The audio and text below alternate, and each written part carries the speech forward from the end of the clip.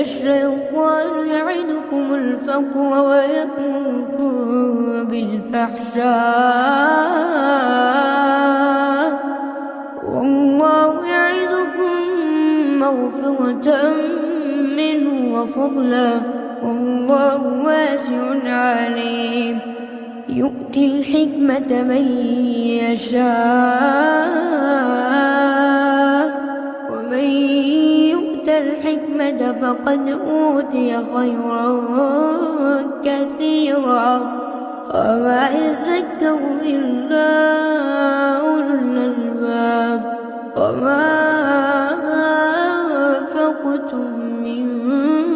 نفقة أو نذرتم من نذر